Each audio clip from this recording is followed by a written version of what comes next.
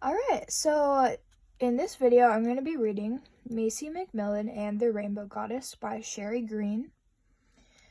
The suggested grade level or interest level is grades 3 through 7 for this book. This book's reading level, style is 870, and the Fountas and Pinnell level is Z. I think students will really enjoy this book because they should be able to relate. I'm not sure who I'm talking to, so you or they should be able to relate to what Macy thinks, how she feels, and what she's going through. And also, Macy in this book, she is a preteen around 6th grade, and around that time a lot of changes happen, and I know it was a rough time for me as a preteen, and preteens go through certain things, and so any young teenager, preteen, I think will be able to relate to this book. So let's just take a quick look at the title.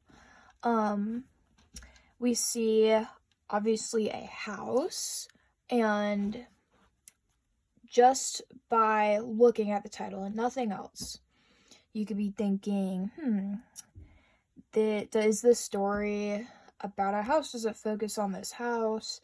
Be thinking about, what does this house mean in the context of this story?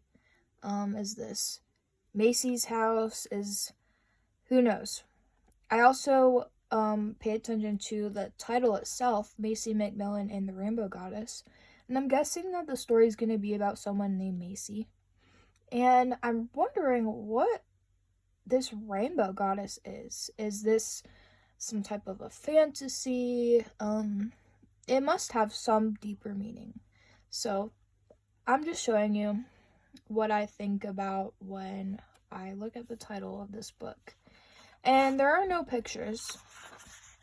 But one thing I wanted to point out is the structure of the text in this book, what the text looks like. As you can see, it does not look like a typical book.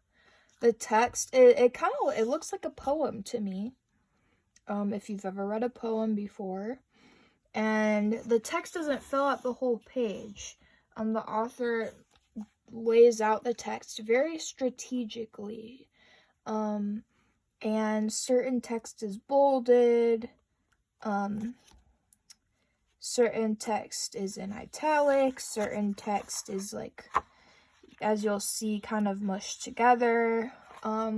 You'll be able to see as we're going through, but I just wanted to point that out. So I'm going to be reading pages 1 through 30 of this book.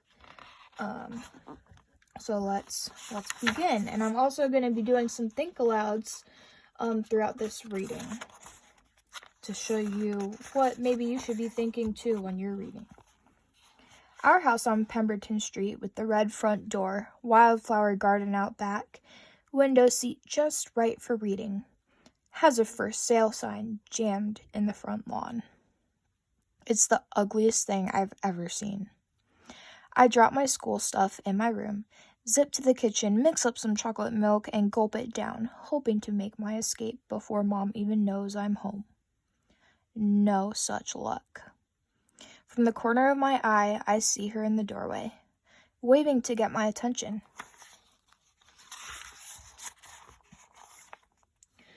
I turn to face her. "How was your day?" she asks in sign language. I sign back, tell her it was fine, until I saw the for sale sign again. That ruins my day every day. She rolls her eyes, which doesn't seem like a very mom thing to do. A moment later, she pulls out her phone, frowns at the screen, uses her free hand to sign. "It's work, 1 minute." I set my glass in the sink, wait while Mom talks, probably explaining computer stuff to a confused client. "Sorry," she says when the call's done. After tucking the phone away, she touches her thumb to her forehead, then to her other thumb. Remember, and I already know what she's going to say. Remember to work on the centerpieces. I'm supposed to make centerpieces for the reception. A tea in the church hall after the wedding next month. I don't get why anyone needs centerpieces to stare at while they drink tea after a bride, who was my mother, and a groom, who is not my dad, to say I do. Besides shaping ribbon, candles, fake flowers into something other than a mess, is not my specialty. My skills are more bookish. I can hide out, read past my bedtime, get lost in a story like a pro. Alright, I'm going to stop here and do a quick think aloud.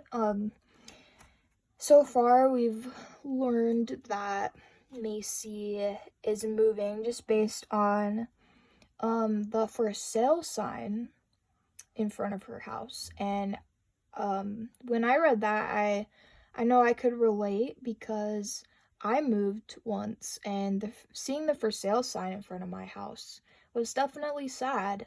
And so I can relate to how she's feeling, and I'm sure some of you who are listening to this can too. And she is also using sign language with her mom. And maybe she is deaf.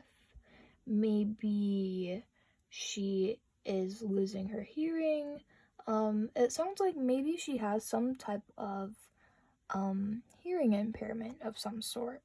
And I will probably hear more about that soon.